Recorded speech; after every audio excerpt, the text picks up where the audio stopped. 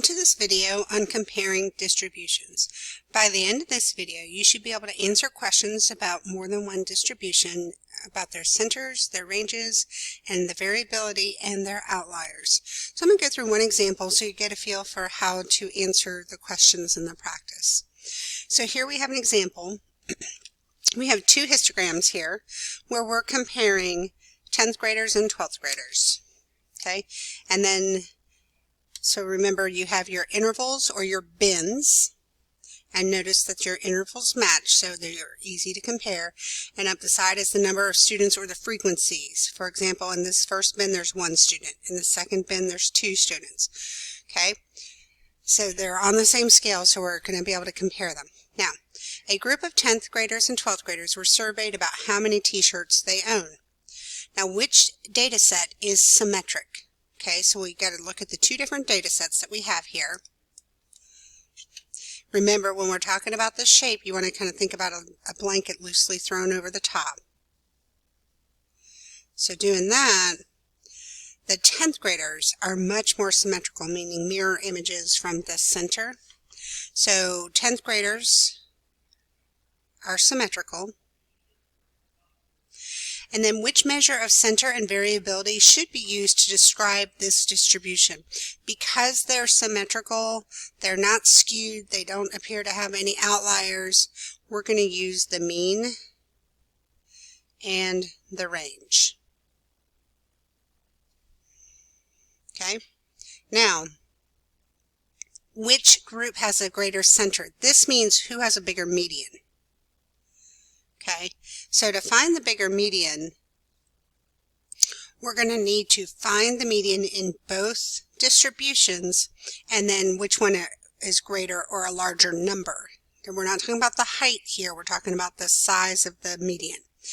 So when we look, we need to know how many are total students were talked to. So we have 2 students in this group, 3, this group has 4, 3 students in this group, and 2 here.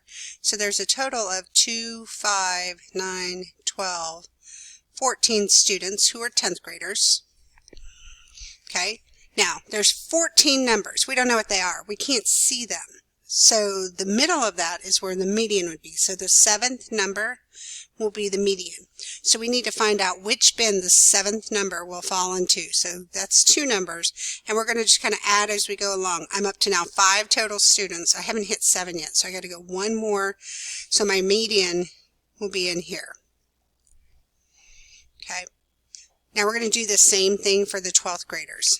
So there's 1 student, 2 students, 3, there's 4, and 3, and so for a total we have 7, 10, 12, 13 students.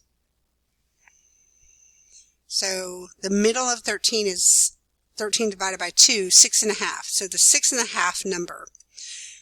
So we're going to look. There's 1 number, and we just keep adding. Now we have a total of 3 students. We're not to 6.5. We're up to 6 students. We're super close, but to get to the half, we're going to have to go into this next bin. So our median is going to fall in that bin. And so the question was, which group has a greater center, meaning which one has a greater median? And that's going to be the 12th graders. Okay, now going on to the question for C, how do the ranges compare? Again, we don't know the exact numbers, but when we look, there are people in both this first bin and the last bin. So the range would be 24 minus 0, or 24. And we're going to look down here. We have people in both of these. So again, the range is still going to be 24 minus 0. So as far as we can tell, the ranges are very similar. We don't know for sure if they're exactly the same, but they are definitely similar to each other because they span the same number of bins. Okay, now what is the shape of the 12th graders? Remember, if you have the tail on the left, most of the numbers are higher numbers, but you have some on the lower end. A tail on the left will be a skewed left. Okay, and which measures of center and variability should you use to describe this distribution? Anytime we're skewing, it's better to use the median and the IQR. Kind of the same rules as having an outlier. Okay, now which group has a greater percentage of students with less than 5 shirts? Okay, so now we're talking about how many out of the whole sold less than 5 shirts. So we're talking about this section here on this graph and this section here on this one. So remember, we said there were, for 10th graders, there are 14 students, and 2 of them had less than 5. So 2 out of the 14 gives us 14% of the freshmen or 10th graders had less than 5 shirts.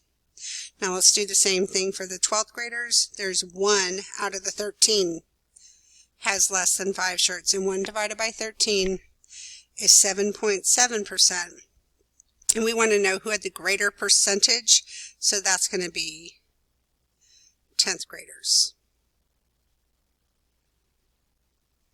All right, hopefully that will help you work through these. You kind of use the same process, answering about shape, center, variability based off a shape or outliers, and medians. You got to know how many people are in the total graph and then find the middle spot from there. Hopefully that was helpful. See you in class.